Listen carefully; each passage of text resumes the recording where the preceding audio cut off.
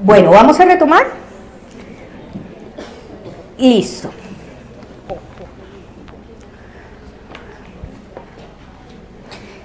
Bueno, yo les voy a ofrecer de antemano disculpas porque esta presentación la desarrollé hace apenas una semana. Esta la estoy apenas preparando hace una semana. Entonces, espero que esta nos funcione bastante bien. Lo que quiero trabajar ahorita es el problema de la escuela, ¿sí? Y lo llamé hacia una escuela donde los sueños son posibles, una aproximación al enriquecimiento escolar.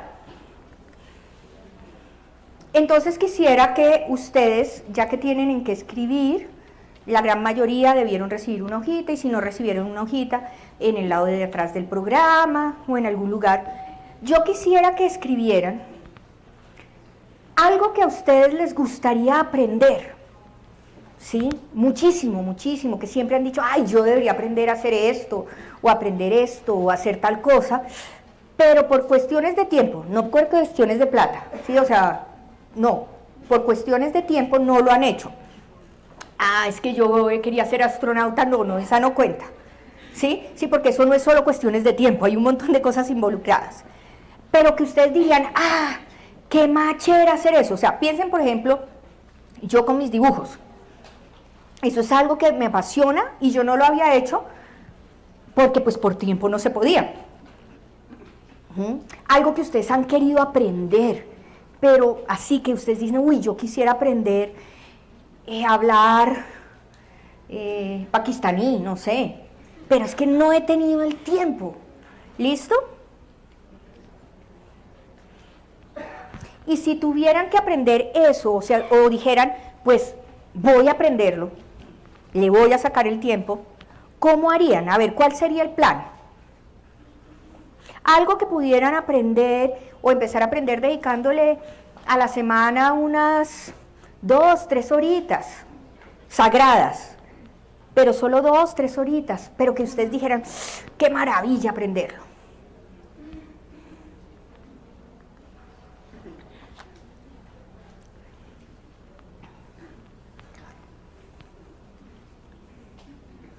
¿Y qué quisiera? Que eso que han escrito en el papel que quisieran hacer, que lo hicieran, pues no en este instante, ¿no? Pero que lo hicieran de verdad, que escogieran algo que ustedes quisieran aprender, que les parece apasionante y que lo trataran de desarrollar, una de esas pasiones, que le dediquen 1 hora, 2 horas a la semana, 3 horas a la semana, y que trabajen en eso que les apasiona o les apasionaría abordar y que en este momento no lo están haciendo. ¿Esto para qué? Este ejercicio lo he venido haciendo con mis estudiantes en los últimos semestres y con otros profesores acá y en Chile, y he encontrado que con este ejercicio ustedes pueden entender mucho de lo que es trabajar con una persona o en formación con una persona con capacidades excepcionales. ¿Y por qué?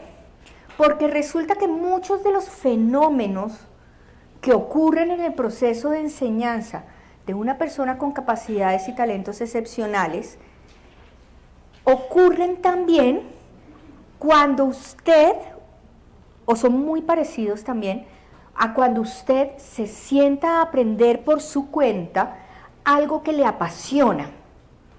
En ese proceso usted se va a dar cuenta de muchas cosas.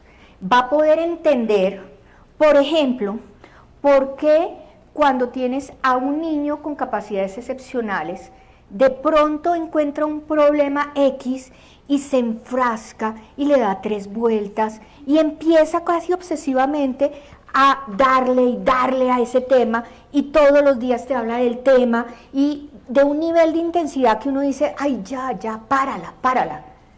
Cuando usted está trabajando en un tema que le apasiona, en un aprendizaje que usted dice, uy, qué interesante, usted va a vivir eso y va a entender cómo se siente y va a entender por qué el niño tiene que llegar a decirle, mire lo que he logrado, ¿sí? O por qué para el niño es un drama terrible lo que está haciendo y es lo único que le importa en la vida. Y eso le va a permitir a usted entender qué cosas podría o no podría hacer para poder capturarlo para otros temas o para potenciarlo en ese mismo camino. Y en el peor de los casos, si hacen ese ejercicio, ¿quién quita que aprendan algo que les parece súper chévere y sean un poquito más felices? Entonces los invito a hacer ese primer ejercicio, que lo hagan o sea, que se propongan que en los próximos 2 meses, que además son los meses más duros del año para muchos de nosotros, sacar 2-3 horas de la semana, no tienen que ser seguidas o pueden ser seguidas, pueden ser periodos de 20 minutos cada día, para aprender algo que a ustedes les parece apasionante. Pero sobre todo traten de aprenderlo por su cuenta, usando internet, leyendo. ¿Por qué? Porque hay muchos de los aprendizajes que sus estudiantes van a desarrollar cuando tienen altas capacidades que son de esa naturaleza, aprendizajes autónomos. Y esos aprendizajes requieren de mediación. Al vivirlos usted y reflexionar sobre eso, usted va a empezar a encontrar herramientas interesantes para mediar el proceso de los niños.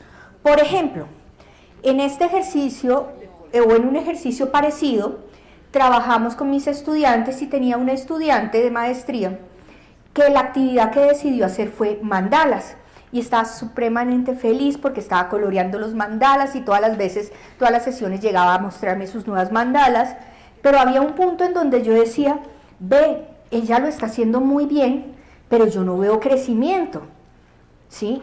Todos los días hay un mandala nuevo, pero el mandala no implica desafíos o sea, realmente ella no está aprendiendo, sino que está practicando una actividad muy interesante. Entonces, claro, yo ahí le dañé la felicidad, entonces le dije, pero yo veo que tú no estás aprendiendo mucho ahora, sí, haces muy bien los mandalas, y lo disfrutas, pero ¿y cuál sería el siguiente nivel? Mandalas más difíciles. Bueno, hizo un mandala más difícil, pero lo hacía muy bien. Bueno, ¿y cuál sería el siguiente nivel? ¿Hacer mi propio mandala? Sí. Y a la siguiente sesión llegó, ay no, usted es el colmo, yo odio esto, no quiero seguir trabajando esto, este mandala que me quedó fue muy horrible. Entonces, lo primero que encuentro es, el nivel de desafío de la actividad no era lo suficiente para generar aprendizaje, ¿cierto? Entonces le subo el nivel. ¿Cuál es el problema? Que como no había fracasado en el primer intento de hacer el mandala, le fue mal. Y entonces, ¿qué pasó? Se frustró y dijo, voy a renunciar y bla, bla, bla. ¿Pero por qué? ¿Porque la actividad era muy difícil? Porque era la primera vez y porque no sabe manejar el fracaso. Y entonces, en ese momento yo le dije, espérese un momento. A ver, muéstreme el mandala. No, es que está tan feo que ni lo traje. No, pero bueno, entonces, me voy a imaginar su mandala. ¿Usted sabía hacer mandalas antes? No. O sea que un mandala hecho es más bonito que un mandala no hecho, ¿cierto? Pues sí. O sea que ya empezó. ¿Qué había ahí? Un problema de ajuste de meta. Listo. Entonces quiero que para la próxima semana el mandala que hagas sea al menos tan bueno como el mandala que ya existe, que fue el que hiciste esta vez. Y ahí se empezó a engatusar un poco y a seguir.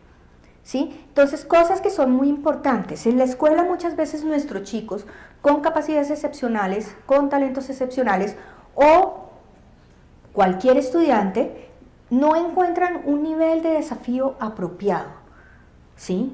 Parte del proceso de desarrollar las capacidades de los estudiantes es lograr ser capaz de ajustar los desafíos. No todas las personas tienen el mismo nivel, no todas las personas tienen los mismos ritmos, ni todas las personas tienen los mismos intereses. Quisiera hacer una reflexión acá, esto es basado en un autor que se llama Luis Knott, y es que los modelos pedagógicos que tenemos o las formas que intervenimos en las aulas se pueden clasificar, y esto es un modelo de los 80, que me encanta además porque es analíticamente pulcro. Podríamos hablar de unas pedagogías que son más heteroestructurantes. Esto que yo estoy haciendo en alguna medida es más heteroestructurante. Parte de acá yo tengo supuestamente un conocimiento y estoy transmitiéndolo con una pequeña diferencia, y es que yo no creo que ustedes sean unos entes pasivos que reciben y absorben el conocimiento. Yo creo que ustedes en su cabeza están siendo activos, están peleando con lo que yo digo, con lo que yo no digo, etcétera, etcétera. Pero en estos modelos heteroestructurantes, en general el conocimiento está en manos del maestro. Tenemos el otro lado, unos modelos que son autoestructurantes, en donde todo se centra en la acción del estudiante y el estudiante es el que genera el conocimiento, porque el conocimiento en alguna medida está en potencia en él. Y el profesor o el docente es un acompañante. Y hay otros modelos que serían los interestructurantes, en donde el docente y el conocimiento, el docente y el estudiante interactúan en la construcción del conocimiento. Esto, por ejemplo, puede ser lo que llaman pedagogía dialogante, Luis Nott lo llama modelos interestructurantes, por ejemplo. Pasemos a otro repaso. Bueno, cuando hablamos de acciones mediadas, las personas pueden aprender directamente, ¿cierto? Por ejemplo, la actividad que les estoy pidiendo a ustedes que ustedes hagan sería un proceso de aprendizaje directo, ¿cierto? En donde ustedes van a estar exponiéndose a unas experiencias directamente sin un mediador, con una excepción, que ustedes como son adultos y los estoy mandando a hacer una experiencia de aprendizaje, van a mediarse a ustedes, esa es la excepción. Pero en general en la vida uno puede aprender las cosas directamente sin que nadie le medie el proceso. Adicionalmente, también uno podría hacer aprendizajes mediados. ¿Qué diferencia hay? En este, el estudiante está expuesto a la experiencia y se genera el aprendizaje. Y hay cosas que solo se aprenden así, sobre todo las que tienen que ver con el amor y con la vida, las cosas importantes de la vida solo se aprenden directamente. Pero uno las puede mediar, para eso está la mamá o el papá, para decirle, ve, yo sabía que le iban a romper el corazoncito, pero fresco, que la vida sigue. Para eso de todos modos, a pesar de que sea directo, tendría un nivel de mediación idealmente. En el aprendizaje mediado, ¿qué pasa? Está el aprendiz, está la experiencia, y entre la experiencia y el aprendiz se ubica el mediador, que lo que hace es que la experiencia se vuelve intencional, significativa y trascendente. Entonces el aprendizaje acá ya no es un acto del azar solamente, sino que hay alguien intencionado haciendo que la persona pueda sacar el mejor provecho de la experiencia que está viviendo. Lo que yo les estoy pidiendo que hagan, en general, como actividad que les puse, la actividad 1, para los que llegaron tarde, les puse como tarea para de aquí a diciembre, no, hablo en serio, seleccionar una actividad, algo que ustedes quisieran aprender, que siempre han querido aprender, que les parece súper churifly, puedes aprender, pero que no lo han hecho porque no le han sacado el tiempo. No, que yo quiero aprender taekwondo, que yo quiero aprender japonés, no, yo quiero aprender a hacer cocina molecular, yo quiero aprender a pintar. Bueno, ustedes escogen. Y le van a trabajar 2, 3 horas a la semana, ya puede ser en periodos de 20 minutos todos los días, o una mañana, o 3 veces a la semana 1 hora, etc. Y van a estar observando ustedes y regulando su propio proceso, porque van a tratar de aprender de esa propia experiencia cómo es que un estudiante excepcional vive el aprendizaje. Porque es muy probable que si usted escoge una actividad que de verdad le apasione y trate de aprenderle, le pase más o menos lo mismo que vive un estudiante excepcional cuando encuentra algo que quiere aprender. Es un proceso en general interestructurante, autoestructurante, porque les voy a pedir que ustedes lo hagan por su cuenta, porque desafortunadamente pues no voy a poder acompañarlos. Todavía, si descubro el don de la ubicuidad, con todo gusto lo hago. Y va a ser un aprendizaje, yo diría, mediado por ustedes mismos. ¿Listo? Porque la idea es que ustedes decanten qué están aprendiendo. Entonces jueguen con el nivel de desafío, jueguen y observen cómo es que ustedes se ponen sus propias metas. ¿Qué pasa si la meta está muy lejana? ¿Qué pasa si la meta es muy difícil, muy fácil? Eso sí, no se torturen a ustedes mismos, gócenlo. Y si quisiera integrar estos dos modelos, mucho de lo que se trabaja en desarrollo de capacidades y talentos excepcionales, deberíamos ubicarlo en este punto, ¿sí? Pedagógicamente, mucho del trabajo debería ser o autoestructurante o interestructurante, claramente mediado, y esto lo plantea Renzulli, y es, mucho del trabajo debería ser inductivo, ¿sí? Mucho de lo que hacemos en la escuela es deductivo. ¿Quiere decir que no debemos trabajar lo deductivo? No, sí, claro. A veces el aprendizaje deductivo es mucho más eficiente. Yo no tengo que descubrir la ley de la gravedad, ¿sí? No tengo que descubrir todas las leyes, eso ya está descubierto, pero sí hay cosas en la física que vale la pena que experiencia y concluya y descubra yo para poder desarrollar pensamiento científico. Pero no tengo que inventarme toda la física, eso ya está inventado. Chévere que yo parta de lo que ya está. Entonces acá entraríamos en un juego entre lo deductivo y lo inductivo. Mucho del trabajo que les voy a proponer es inductivo y está centrado en una cosa que serían aprendizajes de punta. ¿Para qué les hago esta reflexión? Para crear una escuela que responda a los desafíos de nuestros estudiantes excepcionales, deberíamos hacer ciertas transformaciones en nosotros y en nuestras aulas que nos permitan movernos en este espacio, claramente. ¿Qué vamos a estar jugando? Por ejemplo, en la experiencia que yo les estoy pidiendo, probablemente van a estar jugando en una cosa que Cole plantea que es el aprendizaje experiencial. Tradicionalmente uno cree que aprendizaje experiencial es vaya y viva y ahí aprende. No, el aprendizaje experiencial es un proceso en donde uno interactúa con 4 elementos.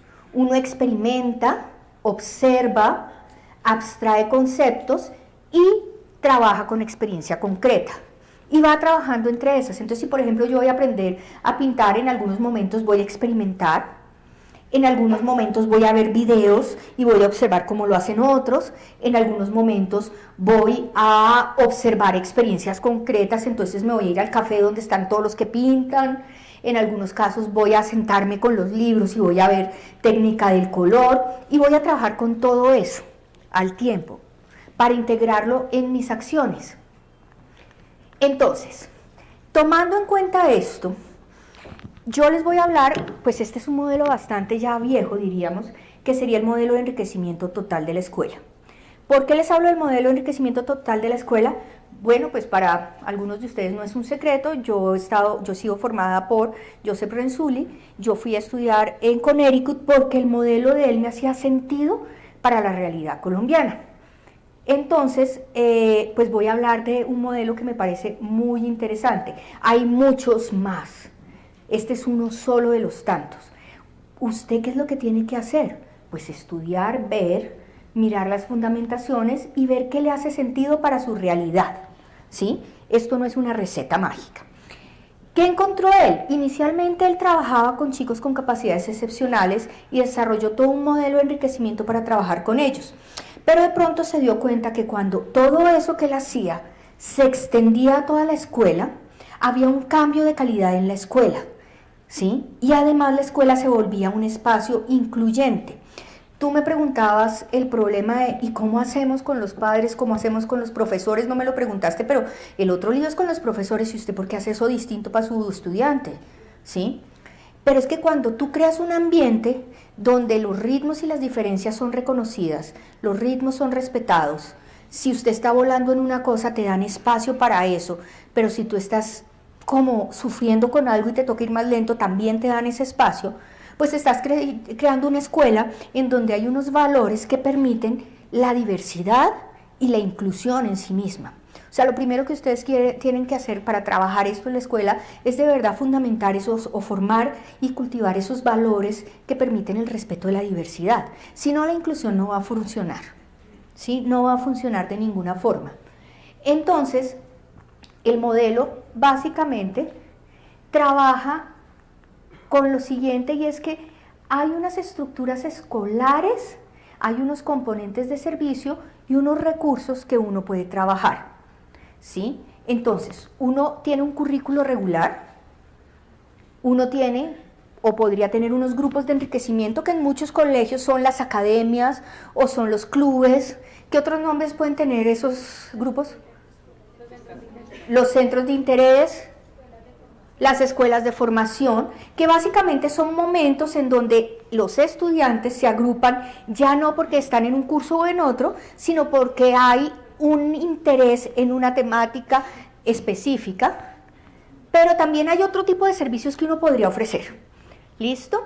Por otro lado, uno debería poder generar espacios de enriquecimiento en el aula, generar estrategias de modificación o de diversificación curricular, que por cierto la legislación lo permite, y en algunos casos, por ejemplo, volviendo a los servicios, hablando de lo que nos decía Yolanda de posibilidades de aceleración, acá en Colombia existe lo que es la promoción anticipada, a la que cualquier estudiante puede acceder.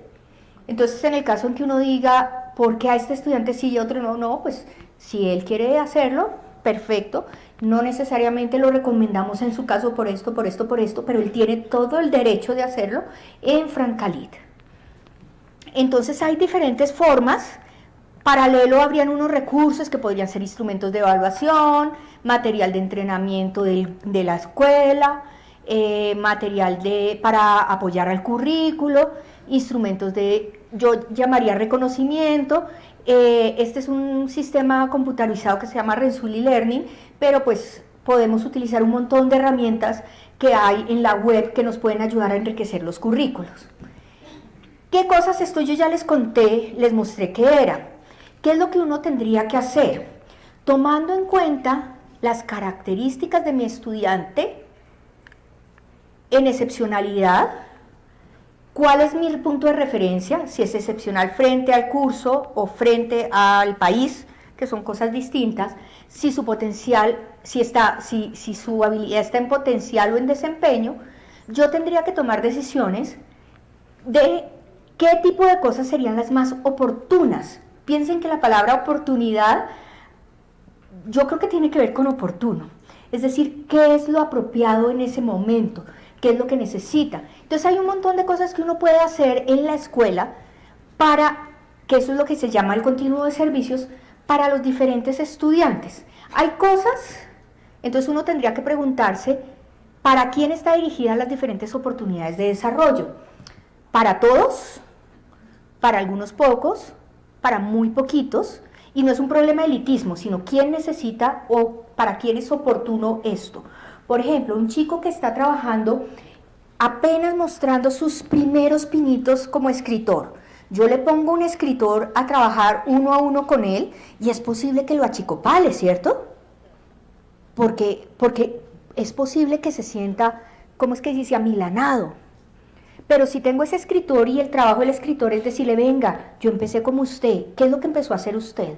Ah, yo seguí con esto, puede que no sea milane. Si yo le pongo a un chico que ya ha logrado a este escritor, es posible que es lo que el chico necesite. Entonces, fíjense que la pregunta acá de quién lo necesita, para qué lo necesita y por qué lo necesita. Entonces, si es algo para todos, bueno, ¿qué tipo de cosas pueden ser beneficiosas para todos los estudiantes? Que es lo que yo te decía a ti. Si le sirve a todos, ¿por qué no para todos? Diferenciación y flexibilización curricular. Por ejemplo, trabajar algunas temáticas centradas en los intereses de los estudiantes. ¿Eso le hace daño a alguno? ¿Le ayuda a cualquiera? Sí. Sí, eso está bien. Listo, no siempre se puede, pero eso se puede hacer. Trabajar por diferentes niveles de complejidad dependiendo de tu nivel de profundización en el tema. Eso se puede trabajar con todos, ¿cierto? Lo que llamaría Renzulli enriquecimientos tipo 1 y tipo 2, que son actividades de exploración o actividades de desarrollo de habilidades. ¿Eso le benefician solo a unos o a todos? A todos. Entonces fíjense que estas dos se hacen en el aula. Mientras más bajamos hacia allá, podrían salirse del aula o incluso del colegio, porque por ejemplo algunos enriquecimientos tipo 1, actividades exploratorias, se hacen fuera del colegio, por ejemplo en este lugar, en la biblioteca, o en la Candelaria, ¿sí? Para un chico bogotano que no conoce el centro de Bogotá y su historia, ¿qué mejor forma de conocer los orígenes de Bogotá que recorrerse de la Candelaria? Esa es una forma de experiencia tipo 1. También currículos de punta y aprendizajes de alto nivel. Nuestros estudiantes necesitan tener buenos currículos. ¿Eso es para los excepcionales? No, eso es para todos, ¿sí? Entonces, si se fijan, no es quitarle a uno para darle al otro. O sea, todos los estudiantes, así tengan discapacidad intelectual, se merecen un currículo de punta que responda a su capacidad específica, sí. Ah, no, es que como tú eres discapacitado intelectual, entonces te voy a enseñar que solo hay 3 reinos de la naturaleza en lugar de los 7, porque puedes manejar 3. A ver, no. ¿Sí? Entonces, entienden, perdón la caricatura que hice, pero a veces uno hace ese tipo de cosas. Y el diseño universal de aprendizaje, ¿eso beneficia a uno o beneficia a todos? A todos. Pero hay cosas que no necesariamente le funcionan a todos. La compactación curricular, ¿qué es? Pues yo miro el currículo, veo que este chico ya se sabe esto, y esto lo está aprendiendo por su cuenta. ¿Se lo vuelvo a enseñar? No. Entonces compacto el currículo. ¿Y qué hago en el tiempo extra de él? Pues lo pongo en un grupo de enriquecimiento. ¿Todos deberían estar en grupos de enriquecimiento? No necesariamente. Solo si quieren, si les interesa, si los mueven. ¿Todos necesitan compactación curricular? No, porque hay algunos que sí necesitan pasar por todo el currículo. ¿Y todos necesitan aceleración parcial? No. Solo el que esté avanzado en un tema. Y si está, por ejemplo, si es un chico o una chica con debilidades en interacción social, jamás lo deberíamos adelantar de curso, por lo menos. De contenido, sí. Pero saltar de curso hasta que no tengamos afianzada su parte social y protegida esa parte social, no deberíamos subirlos, ¿sí? Pero sí deberíamos complejizarle los conocimientos. Y para algunos pocos, enriquecimiento tipo 1, que es el desarrollo de proyectos personales centrados en problemáticas reales, aceleración total, estudios independientes o mentorías. Algunas de estas en la escuela y algunas fuera. Entonces, ¿qué es lo que hace uno como orientador o como profesor? Pues a partir de los diferentes casos, utilizando algo que me preguntaban, bueno, ¿y ahora cómo hacemos con los chicos con talento y el CIMAD, etcétera? Claro, cada chico debería tener, de hecho todos los estudiantes de la escuela deberían tener un portafolio de evidencias, pero al menos para poderlo reportar en el CIMAD, deberíamos tener un portafolio en donde estén esos logros, esas evidencias de la excepcionalidad, y ese portafolio es el que nos permite escribir: a este chico lo más oportuno es que lo vamos a poner este mentor para que trabaje este campo, pero en estas materias va a trabajar con sus compañeros, pero etcétera, etcétera, etcétera. Todo el plan, que por cierto, nuestra legislación nos permite hacer libremente. ¿Quién no nos permite hacer esos cambios y flexibilizaciones curriculares? Las mentes de nosotros a veces de nuestros jefes, a veces de los secretarios de educación, pero es una barrera en las mentes, no en las leyes. Por ejemplo, cuando trabajamos en enseñanza diferenciada, entonces tenemos que trabajar en unos principios, entender que el trabajo, hay que respetar el trabajo y el valor del trabajo del otro en el nivel en el que esté, que podemos trabajar en agrupaciones flexibles. ¿Quién dijo que todos tenemos que trabajar al tiempo en lo mismo todo el tiempo como si fuéramos robotcitos? No, podemos trabajar distintos, en cosas distintas, en temas distintos, incluso en actividades distintas. ¿Y cómo lo hacemos si son tantos niños? Desde chiquitos tenemos que empezar a desarrollarles habilidades de aprendizaje autónomo para que yo pueda estar con un grupo mientras otros 3 grupos están trabajando muy juiciosamente, y se puede, pero toca de a poco, ¿sí? Primero con 2 grupos, primero en momentos cortos, y luego poco a poco eso se puede hacer. Evaluación y ajustes continuos, pues tengo que estar con el ojo puesto en lo que estoy haciendo e ir ajustando. ¿Qué puedo diferenciar? Contenidos, procesos o productos. ¿Y los diferencio de acuerdo a qué? A la disposición de la persona, si ya está lista, si ya ha avanzado, si tiene unos ritmos más acelerados, a su interés, a su perfil de aprendizaje. ¿Y a través de qué? Pues actividades específicas. Ahora, esto me parece muy importante porque este es el motor que yo encuentro que desarrolla muchísimo, sobre todo en términos de talentos específicos, pero también creo que en talentos, en capacidades excepcionales funciona, porque en general, eventualmente todos tenemos que encontrar un nicho en donde queremos trabajar. Todos encontramos 1 o 2 nichos. Y en esos nichos es donde encontramos nuestras problemáticas y las cosas que nos mueven. Dato importante pues para trabajar la motivación: cuando usted conoce qué es eso que mueve al estudiante, esos problemas que son reales para él. Un problema real para un estudiante no es que se están descongelando los polos y tenemos calentamiento global. Probablemente ese no es un problema real, es un problema real para el planeta, pero para el estudiante es solo real cuando lo afecta o siente que lo afecta. Eso no quiere decir que tenga que vivir en el polo y sentir que se están desapareciendo los glaciales. Puede que esté viviendo en la ladera de un río y de pronto llegó la niña, el niño o el jovencito que subió o bajó el río. Y entonces ahí sí el calentamiento global es un problema de él, ¿sí? Porque el río se llevó la cosecha, o porque la cosecha se murió porque no hay río. Que debe tener respuesta abierta, es decir, que no puede estar solucionado, porque si ya está solucionado no es un problema, es cuestión de ejecutarlo. El problema es que no lo hemos solucionado. Y que además se trabaja auténticamente, o sea, con métodos auténticos. Ok, el chino tiene el problema del río que se le sube y se le come los cultivos, y eso es un problema real para el chino. Entonces, ¿qué? ¿Lo vamos a trabajar como si fueras un ingeniero? No, lo trabajamos como un ingeniero. ¿Qué haría un ingeniero? Ay, pero es que yo no soy ingeniero, pero usted quiere solucionar el problema. Entonces, ¿qué tenemos que hacer? Pues le tocó aprender a ser un ingeniero o ver cómo hace un asesor o un consultor que no sabe nada y consigue que el ingeniero haga las cosas. Entonces, esas son las dos rutas. O se vuelve consultor y se consigue el ingeniero, o aprende a ser ingeniero. En los dos hay mérito, no crean. Y se trabaja con una audiencia real. No vamos a trabajar con el hipotético. Usted va a trabajar en solucionar eso. Obviamente no lo puedes hacer solo. Sí, te toca ir a la alcaldía. Sí, vaya usted, profe. No, usted va a ir a la alcaldía. Y vamos a levantarnos el proyecto. Yo le ayudo y le consigo un asesor para que usted sea capaz de ir a la alcaldía. Eso es lo que hace un problema real. Cuando yo entiendo que mueve al chico, puedo embarcarlo en cruzadas que van a permitir desarrollar su potencial, ¿sí? Y que van a permitir que empiece a integrar a través de, por ejemplo, estos proyectos un montón de cosas.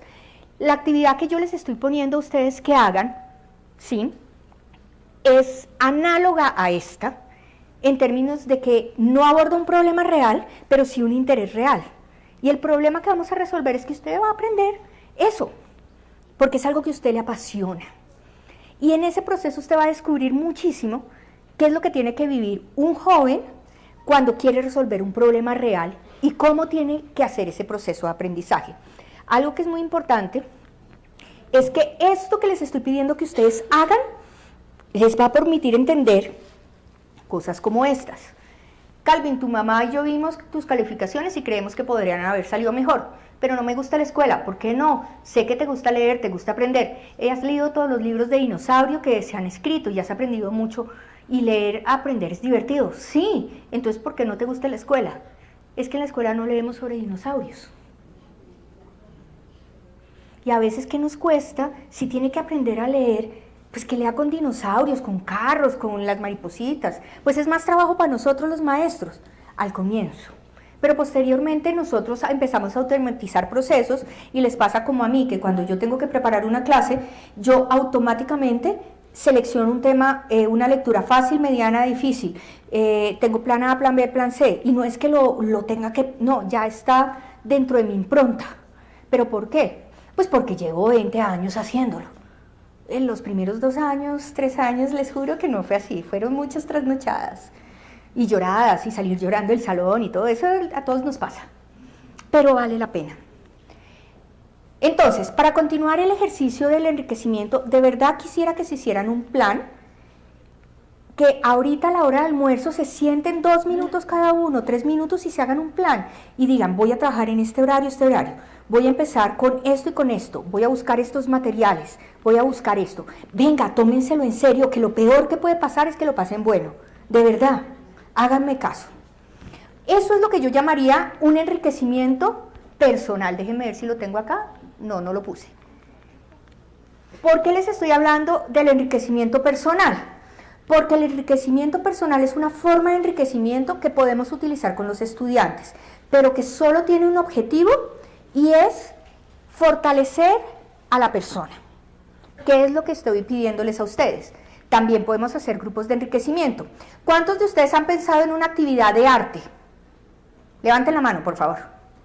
Muy bien, entonces yo podría decir, todos ustedes, ¿por qué no arman un grupo y empiezan a hacer una red por WhatsApp donde son los que vinieron en el foro y están trabajando en artes y van poniendo lo que están haciendo, etcétera? Eso podría ser un grupo de enriquecimiento y está orientado a enriquecimiento personal, pero académicamente también los podemos hacer. Están los grupos de enriquecimiento triádico, que los invito a leer el modelo de Renzulli, donde habla de enriquecimiento tipo 1, tipo 2, tipo 3, eso está en cualquier, eso lo consiguen en internet facilito, o en el documento de orientaciones, y lo que nos lleva a poder empezar a armar un portafolio de evidencias. en donde vamos a empezar a colocar los logros de la persona para poder tomar decisiones pedagógicas. Ojo, el portafolio tiene una función fundamental y es tomar decisiones a futuro pedagógicas. Y no solo pues para demostrarle al que venga que el chino sí tiene potencial. ¿Qué pondría usted en su propio portafolio? Háganse esa pregunta. Voy a saltar. ¿Por qué? ¿Y por qué vale la pena hacer esto? ¿Y por qué vale la pena hacerlo con todos los estudiantes? Porque cuando yo empiezo a generar estas actividades que elevan el nivel, ¿sí? Currículos de punta, oportunidades de desarrollo, si me pongo como meta que cada estudiante sea la mejor versión de sí mismo desde donde está, lo que logro es lo que plantea Renzulli, que lo dice John F. Kennedy, que una marea alta eleve todas las embarcaciones. Cuando la marea sube, los que viven por la costa lo saben, los bogotanos no lo imaginamos, eleva al barco grande igualito que eleva al barco chico. ¿Listo? Ese es el mensaje final. Cuando ustedes hacen esto para todos los estudiantes, no solo contribuyen al estudiante chiquito, sino al grande también. Pero ojo, lo que requiere cada uno puede ser distinto. Elevar la marea no quiere decir homogenizarlos, sino generar oportunidades para que todos se desarrollen al máximo. Y si eso quiere decir mandar a la universidad por unos días al estudiante, quiere decir eso. Si quiere decir que debe estar en el salón, quiere decir eso. Si quiere decir que arme grupo de enriquecimiento, eso es lo que quiere decir. Y con esto les doy las gracias.